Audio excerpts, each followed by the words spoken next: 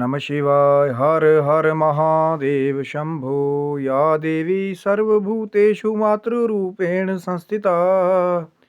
नमस्तस्यै नमस्तस्यै नमस्तस्यै नमो नमः। हर हर महादेव। जय माता दी मित्रों। भगवान शिव की, माँ जगदम्बा की असीम अनुकंपा से, असीम कृपा से, रहस्यपूर्ण और शक्ति से भरपूर 10 महाविद्याओं की साधना का एक ऐसा पड़ाव जो भगवान शिव की कृपा से, माँ जगदम्बा की कृपा से पूरा होगा कि 10वीं महाविद्या, वो महाविद्या जो अपने साधकों को छिपे हुए खजाने का रहस्य तक भी बता सकती है, अपने साधकों को असीमित धन की कृपा से परिपूर्ण भी कर सकती है। 10वीं महाविद्या यानी कि कमला महाविद्या।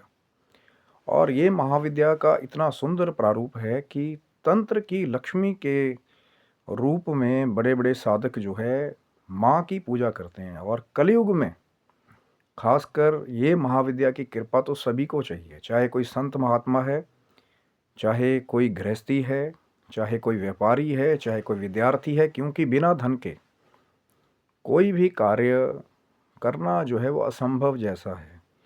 क्योंकि पेट भरने के लिए जो अन्न भी आएगा वो माँ लक्ष्मी की कृपा से ही आएगा।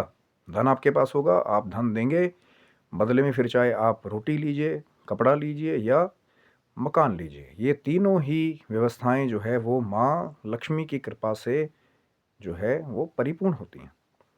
लेकिन क्या भिन्न स्वरूप है माँ का, लक्ष्मी का कई जगह अलग अलग स्वरूप मिलते हैं। जैसे अष्टलक्ष्मी का स्वरूप है, माँ लक्ष्मी का शाश्वत स्वरूप है जो भगवान नारायण के साथ विराजमान है। लेकिन क्या भिन्न स्वरूप है 10 महाविद्याओं की? ये जो महाविद्या है, जो 10वीं महाविद्या है, माँ कमला महाविद्या। तो माँ कमला महाविद्या का स्वरूप कैसे भिन्न है? क्योंकि तंत्र की लक्ष्मी है, जो तंत्र क्षेत्र है, तंत्र क्षेत्र में जो साधक हैं, अगर वो धन प्राप्त करना चाहें तो माँ की इस कृपा से भी धन को प्राप्त कर सकते हैं।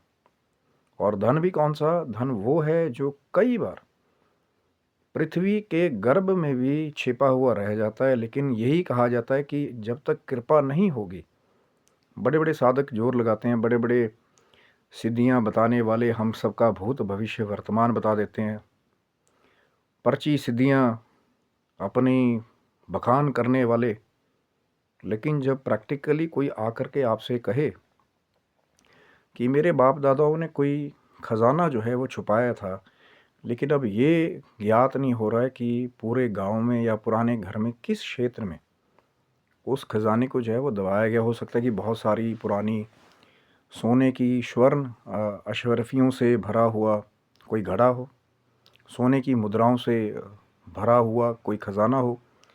लेकिन जब ये प्रश्नावली उठती है तो क्या ये मुमकिन है कि कोई अपनी साधनाओं के बल पे या माँ की कृपा के बल पे वो जो गड़ा हुआ खजाना है, गड़ा हुआ धन है, क्या कोई निकाल सकता है? तो बड़े बड़े लोग जो है ना, खाली सिर्फ क्लेमिंग जो है वो यहाँ से मिलती है। लेकिन जो असली प्रैक्टिकल साधना है, देखिए यहाँ से मैं बिल्कुल भी किसी गलत चीज़ को बढ़ावा नहीं देना चाहता, क्योंकि भ्रम को फैलाना हमारा काम नहीं है। ना ही यहाँ से कोई क्लेमिंग है कि हम कोई बहुत बड़े सिद्ध हैं या हम इस चीज़ में पारंगत है या हम ये सब कुछ कर देते हैं। मैं उन साधकों की बात कर रहा हूँ जो शायद पूरा वैराग्य का स्वरूप धारण करके फिर माँ को प्रसन्न करके, जब माँ का आशीर्वाद प्राप्त हो जाए, जो महासाधना करने वाले भक्त हैं, तो उनके लिए ये जो महारत है ये भी प्राप्त करना कोई बड़ी बात नहीं हो जाती कि गड़े हुए धन को जो है वो निकाल के लाना। क्योंकि माँ का ये जो स्वरूप है, जो और जो माँ का मंत्र है, जो मैं आपको वीडियो के अंत में ज़रूर दे करके जाऊँगा, कि सिर्फ ध्यान के लिए यहाँ से फिर जो ये चर्चाएं हैं वो हमारा विश्राम की ओर रुख ज़रूर कर रही हैं, 10 महाविद्याओं की, गुप्त नवरात्रि की। लेकिन यहाँ से फिर वही बातें हैं कि किसी को कोई तंत्र दीक्षा नहीं, कोई मंत्र दीक्षा नहीं, कोई जो है फाल्सहुड की क्लेमिंग नहीं कि हम ये भी कर देते हैं, हम वो कर देते हैं। ये तो माँ की कृपा है। यदि माँ की कृपा हो जाए तो शायद क्षण भर में ही आपको वो संकेत दे दे। क्योंकि कई बार होता ये है कि जिन्होंने पिछले जन्म में भी साधनाएं की हैं, तो हो सकता है इस जन्म में उनको बहुत जल्दी प्राप्त हो जाए। और दूसरे उनको लगे कि यार माँ इनको क्यों जल्दी दे रही है, हमें जल्दी नहीं मिल रहा। हो सकता है पुराने जो जन्म की साधनाएं हैं वो पूरा जन्म ही उन्होंने माँ की साधना में लगाया हो, इस जन्म में आकर के वो सिर्फ वो जो फल है साधनाओं के वो प्राप्त करें। या ये भी हो सकता है कि यदि माँ की कृपा हो जाए, आपका भाव अच्छा हो, कोई गरीब है या उसका पुश्तैनी धन है, आप कृपा रूप में अगर उनकी मदद करना चाहें कि उस धन से फिर गरीबों की मदद हो, निर्धनों की मदद हो, उस धन का प्रयोग करना चाहें। लेकिन ये सोच होना बहुत ज़रूरी है। आप ये सोचेंगे कि बस धन मिलेगा तो उसके बाद कहाँ की साधना और कहाँ के भक्त, सब जो है हम लोग फिर अपने जो है आसन में सब कुछ छिपा लेंगे। लेकिन ऐसी सोच रखने वालों पे माँ तो सब जानती है, माँ भगवती है। तो ये जो महाविद्या का स्वरूप है, जो कमला महाविद्या का स्वरूप है, यदि भाव से और सच्चा साधक हो तो वो सिद्धि भी प्राप्त कर सकता है कि गढ़ा हुआ धन जो है या जो स्वर्ण जो है, क्योंकि तंत्र की लक्ष्मी का ही यही भिन्न स्वरूप है कि धन कहाँ से आ रहा है, जो पृथ्वी के गोद में छिपा हुआ कुछ पुराना खजाना है, पुराना धन है, कुछ पुरानी निधियाँ हैं। आपने कई बार ऐसा भी सुना होगा कि अकस्मात ही कुछ लोगों के ज़मीन में से जो है कुछ बहुत महत्वपूर्ण खनिज जो है वो भी निकलते हैं। चाहे अब तेल के कुओं की बात है, अब इराक ईरान में तो बाहरले देशों में भी, क्योंकि माँ की कृपा यहीं सीमित नहीं है कि वो सिर्फ भारतवर्ष में सीमित हो। कई ऐसे भी छुपे हुए रहस्य हैं जो बड़े बड़े विदेशी साधकों ने भी उसको अपनाया है। और कोई ऐसा महत्वपूर्ण खनिज जो है धरती माता के गर्भ से जो है वो आपको प्राप्त हो जाए, कोई बेशकीमती, कोई ऐसी पुरातन कृपा जो है जो छुपी हुई थी कई सालों से, माँ की कृपा हो गई। आपको संकेत भी होते हैं, जो साधक हैं पुराने वो संकेत भी बता देते हैं। और ये कुछ गुप्त ऐसा रहस्य है कि ये सबको नहीं बताया जाता। ये भगवान शिव की कृपा जब हो जाती है, माँ जगदम्बा की कृपा जब हो जाती है, तो वो जो माँ लक्ष्मी का ये स्वरूप है, ये तांत्रिक लक्ष्मी का जो स्वरूप है, माँ कमला महाविद्या का स्वरूप है, इसका जो पूरा पूरा ज्ञान है, जो माँ लक्ष्मी की कृपा है, इस महाविद्या की कृपा है, वो तभी होती है जब भगवान शिव की और माँ जगदम्बा की सम्मिलित कृपा हो जाए। मैंने कहा ना, लेकिन कुछ लोगों को जल्दी इसलिए प्राप्त हो जाता है कि पिछले जन्म की साधनाएं जो हैं वो छिपी हुई हैं, हो सकता है। या कई लगे रहे हैं, अगर भाव सही ना हो कि हमें तो जी इतनी माला हम लोगों ने कर ली, हमने इतना जप कर लिया, हमने तो जी दूसरी बलि दे के भी देख ली, हमें तो कुछ प्राप्त नहीं हुआ। क्योंकि जब गलत भावना से कुछ करेंगे तो हो सकता है कि प्राप्त ना हो, या अगर प्राप्त हो भी जाए तो फिर स्थायी ना हो। कि जैसा आप गलत भावना से धन चाहे फिर वो तांत्रिक लक्ष्मी जी के द्वारा ही प्राप्त हो जाए, अगर गलत भावना से एकत्रित करने की कोशिश करेंगे तो उतना ही जल्दी रेत की तरह आपके हाथ से जो है फिसल करके वो धन भी जो है वो चला जाएगा, वो स्थायी नहीं होगा। क्योंकि तपस्या के बल से ही और भक्ति के बल से ही चीज़ें स्थायी होती हैं।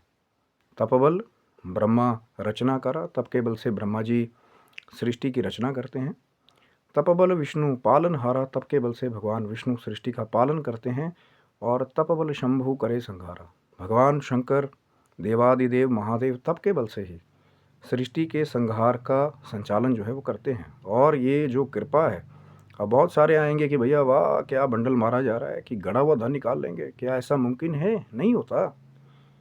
ये तो माँ का वो भी स्वरूप है कि अगर भक्तों को देने पे आ जाए तो अकस्मात पता नहीं कहाँ से किसी का कैसे भी जो धन का साधन है वो माँ बना दे। हो सकता है व्यापार में रातों रात आपको वृद्धि कर दे, व्यापार में रातों रात वो तरक्कियाँ मिल जाए कि कोई खास आपके साथ जुड़ जाए आकर के कि आपके साथ काम करना है, आपको ऊंचाइयों पे लेके जाना है। क्योंकि वो माँ की कृपा है, वो फिर माँ की माया है, ये महामाया है कि धन फिर कैसे प्राप्त होगा। क्योंकि 10वें दिन जब माँ की जो साधना, कई लोग जो है वो फिर हवन पद्धति के द्वारा या अलग अलग सिद्धियों के द्वारा भी इसको सिद्ध करते हैं, लेकिन 9 दिनों की ये जो साधना है, फिर जो ये लक्ष्मी का स्वरूप है, जो तांत्रिक लक्ष्मी का स्वरूप है, माँ कमला का स्वरूप है, वो कैसे कहाँ से आपके धन के दरवाजे खोल दे। अब ये आपकी साधनाओं पे डिपेंड करता है, कितनी बड़ी तपस्या आप कर रहे हैं, कितना नियम आपने फॉलो किया है, ईमानदारी से कितना जप आपने किया है, क्या ज्ञान आपको प्राप्त हुआ है, कैसी साधनाएं आपने की हैं। ये सब कैलकुलेशन करने के बाद ही जो रिज़ल्ट है उसमें तब्दीली होती है। तभी तो मैंने कहा ना, बहुत सारे लोग कई बार कंप्लेंट करते हैं कि भैया हमने तो 1.25 लाख का जप कर दिया, लेकिन ना ही वाणी में तेज लगे और ना ही चेहरे पे वो तेज लगे और ना ही माँ की कृपा हो। तो वो पता लग जाता है कि फिर यहाँ सिर्फ नाम बड़े और दर्शन छोटे हैं। कि बताया तो जा रहा है कि 1.25 लाख की सिद्धि कर ली, लेकिन हो सकता है उच्चारण का वैसा प्रारूप ना रहा हो, या बस लगे वही चीज़ चल रही है। उच्चारण और समर्पण और अनुष्ठान में ब्रह्मचार्य, मैं हमेशा कहता हूँ कि अब बहुत सारे आते हैं कि अखंड ब्रह्मचार्य जो है, असली अखंड ब्रह्मचार्य जो है, कहना बहुत आसान है, करना उतना ही मुश्किल है। और जो तन से भी कर ले ब्रह्मचार्य अच्छा है, लेकिन जो मन से ही या जो आत्मा से ब्रह्मचारी हो, अनुष्ठान में ही चाहे रहे, चाहे 9 दिन की आपकी साधना है, चाहे 40 दिन की आपकी साधना है, 84 दिन की साधना है, जब आप ब्रह्मचारी रहेंगे उस अनुष्ठान में, जब तक आप मंत्र साधना कर रहे हैं, फिर समापन है जो हवन पद्धति के द्वारा बहुत सारे गुरुजन जो है वो 10 महाविद्याओं के लिए भी करते हैं, ताकि हवन के रूप में जो विसर्जन है, जो महाविद्याओं की आपने 9 दिनों तक साधना की है, वो अपना अपना प्रारूप है गुरुजनों के द्वारा कि 9वीं के दिन या रात के दिन हवन करना, या 10वीं के दिन हवन करना, या सिर्फ कंजक पूजन के द्वारा ही जो है वो विश्राम कर देना। वो अपना अपना गुरु शिक्षाओं का प्रारूप है, अलग अलग गुरुओं का मार्गदर्शन है जो भिन्न भिन्न हो सकता है।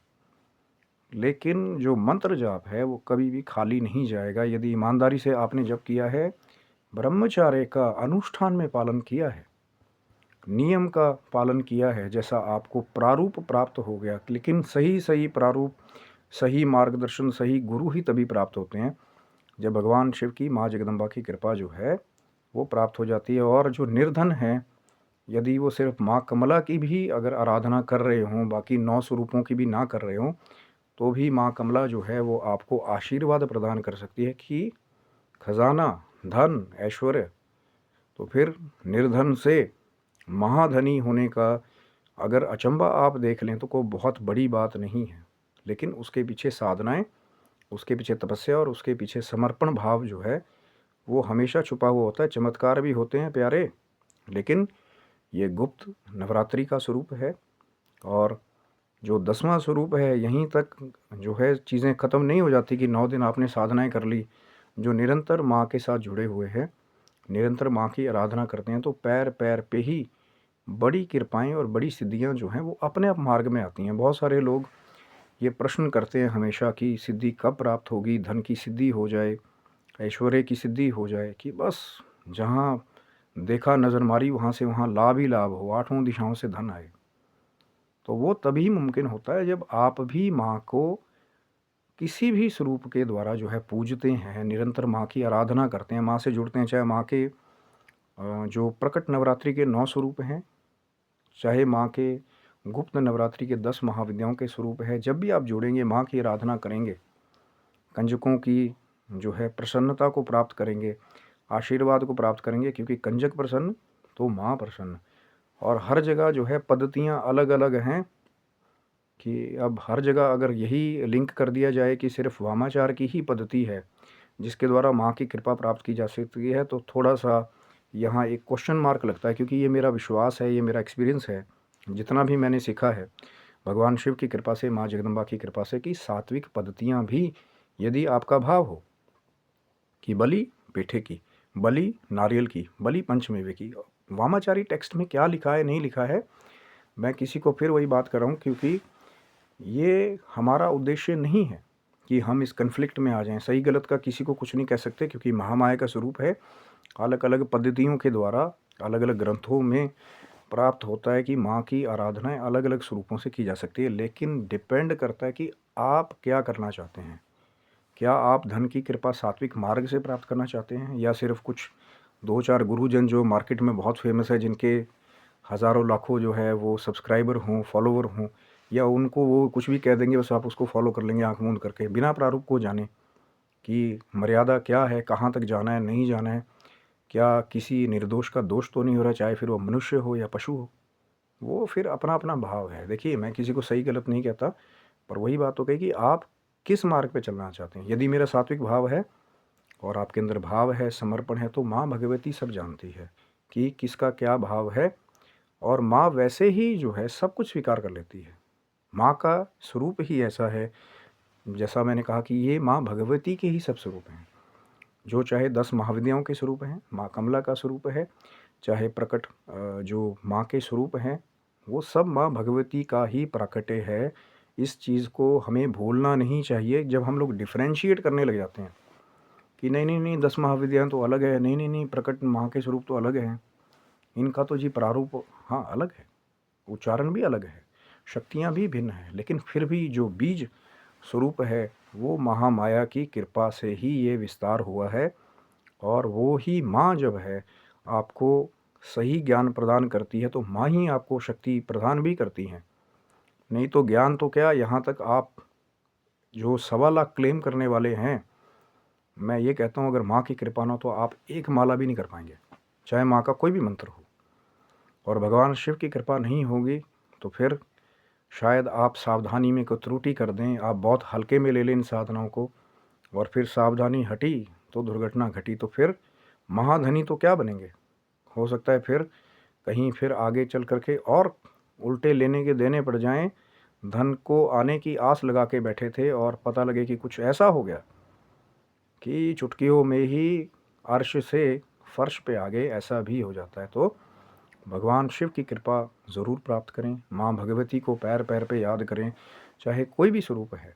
मैं हमेशा कहता हूँ ये जो विभाजन करने वाले लोग हैं ना, ये थोड़ा सा इनको समझ लेना चाहिए कि सब कुछ भगवती का ही स्वरूप है। जो नए बच्चे हैं, क्या उन्हें बताना है क्या नहीं बताना है, कितना अलग अलग पद्धतियों को प्रमोट करना है, इसके बारे में सबको विचार करना चाहिए। बस ये नहीं कि वामाचार के नाम पे या फिर वही ऐड ऑन करके। अब मैं बार बार बात करता हूँ तो शायद जो दूसरी साइड वाले हैं उनको बुरा लगता होगा, लेकिन कटु सत्य है कि आप ये देख रहे हैं कि कुछ रहस्य ऐसे हैं जो शिव और शक्ति की कृपा की स्वरूप के साथ जुड़ा हुआ है, कि पहले परीक्षा की जाए कि साधक का भाव है, साधक क्यों प्राप्त करना चाहता है, उससे क्या करेगा, समाज में जाकर के उसका क्या प्रयोग करेगा। तो इसीलिए जो बहुत और गहन रहस्य हैं, जब आपका परिचय होता है, आप जुड़ते हैं, आपका स्वरूप पता लगता है कि आपका भाव क्या है, आपकी इच्छा क्या है, आप क्यों कर रहे हैं, तब फिर वो चीज़ें और कुछ ऐसे रहस्य हैं जो आपके साथ साझा किए जाते हैं। या भगवान शिव की माँ